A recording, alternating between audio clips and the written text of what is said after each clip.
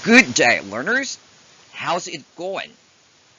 I'm very positive or optimistic that everybody is going well, isn't it? Fantastic. Anyways, I'm your English educator. My name is Teacher Johan, and I would like to welcome you to the Quarter 1, Week 3, Day 1 of the oral communication. Before we start our proper lesson, let me tell you something about butterfly. Butterfly around the world, people see it as representing what? Endurance, hope, change, and life. So those are the positive characteristics of the butterfly.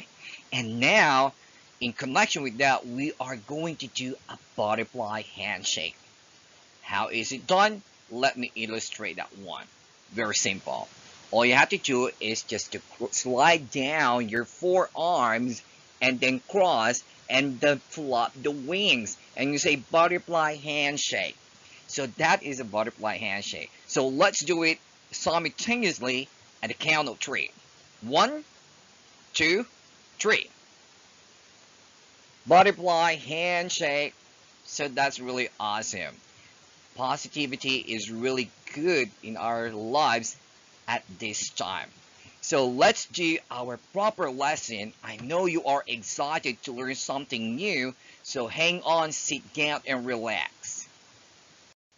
Welcome back, learners. Today we are going to formally open our discussion for the oral communication entitled The Various Strategies to Avoid Communication Breakdown. So get ready on that. So let me introduce the first strategy. The first one is know your intent. Why is it essential to know your intent? Why you should really know your purpose? Why you should really know your objective? Why you should really know your purpose? Because it will go to the right action. With the right action, you go with your perfect intention. And moreover, there's also a rule on that. It says here the first rule of the count is being aware about what you are communicating or what you are intending to communicate. Are you communicating with, with an intent to what?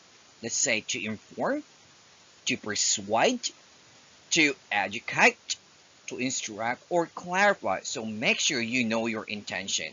So to give you an idea about this one, for instance, you are Sangguniang Kabataan chairman, and your project is a basketball league this coming summer. So right now, you want to present it to your barangay chairman.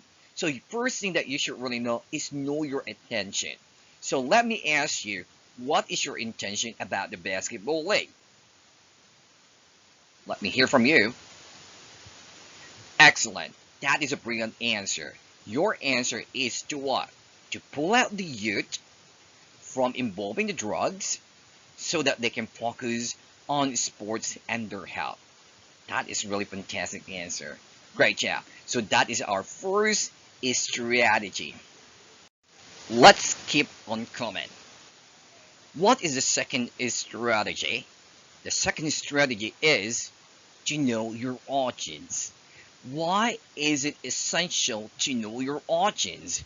Why is it important to know the gender? Why is it important to know the age? Why is it really important to know their background? Let's find out. Because it is extremely important to know who your audience is once you are aware about your intent and role. Hence, doing a quick audience analysis before you communicate your message may help in ensuring effectiveness. Imagine you are invited as a speaker. You have to conduct an audience analysis. That's the first thing that you have to do. And what information that you need to get? You tell me. Great. We have the age range. What else? We have the gender, correct. We have the educational background and we have the nationality as well. and economic status. So those are the things that you should really get. Okay, always remember, do a quick audience analysis before you design your presentation. To expand our discussion, let me go on with the third strategy. And the third strategy is know your medium. In communication, verbal communication is not the only thing that is really important. You should also consider the importance of the non-verbal cues or communication. What do I mean by that? Your body language, your hand gestures, your postures are also important in dealing with using your medium. Why then? Because it is important to reckon that verbal communication isn't the only form of communication.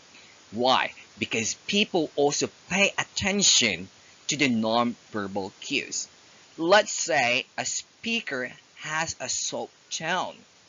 However, his body language has subtleties.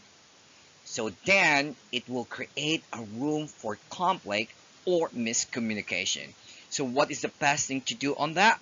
Is that it is best thing to ensure that your verbal and non-verbal cues match. And the only way to do that is to what? Have a self-awareness. So that's our third strategy. Additionally, here is the fourth strategy to avoid communication breakdown. The number four is using visual representation. Why is it also significant to use a visual representation? Why do we need to use like photos, images, graphic organizers, tables, charts? Why do we need to use that? Because it is important to get the other party to understand something, especially if the message is really complex. How are we going to do that? By leveraging your visual aids may help them with their comprehension. And how are you going to do that? Of course, by empowering your presentation or your discussion by using a smart art graphics, PowerPoints, and other media tools that will help you to enhance your presentation for easy comprehension and understanding. So that's the fourth strategy. I know you're getting more excited with the fifth strategy. So here it is, telling a story. Why do we need to tell a story? What is in the story to be considered as a strategy? Simply, it is easier for people to break something down through stories and even connect with it. In fact, the story tends to stick and get passed on to someone else who may benefit from it. To show you what I mean, telling your real life stories or experiences or anecdotes becomes a medium of understanding your message. The audience and the people you communicate can relate and understand you better. That's why you should tell a story or include a story that is relevant to your presentation. You might not know that your audience have the same story as yours. So don't forget the fifth strategy. Finally, we are in the last strategy to avoid communication breakdown. So what is the sixth strategy? We call it the positive language. Whenever you talk to someone, make sure you are using a positive language like appropriate words, like polite words. Because when you are using offensive language, definitely you might hurt the feelings of the other people. Because every words matter. Alright? So constructing a positive language is really important. Why? Because it will create a positive atmosphere when you communicate and at the same time your receiver responds to you favorably. So, suppose that when you are saying to your classmates or to everyone here, be quiet, that's a bit harsh, you can say, can you use a softer voice, please?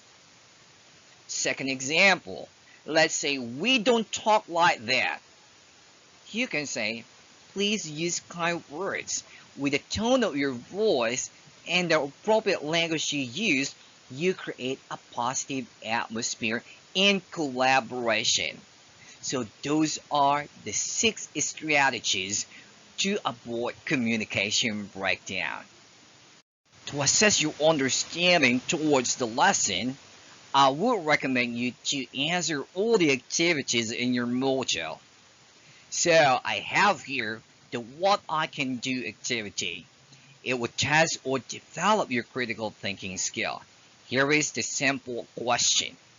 Considering yourself as Sangguniang Kabataan Chairman, how would you help your barangay chairman Pedro to deliver his community projects to his constituent in barangay when he does not exactly know his ideas? Write at least 5 sentences to justify your perspective. So enjoy answering your module. Let's call it a day. But before we leave, let me show you a communication code. The code says, according to Nat Turner, good communication is the bridge between confusion and clarity.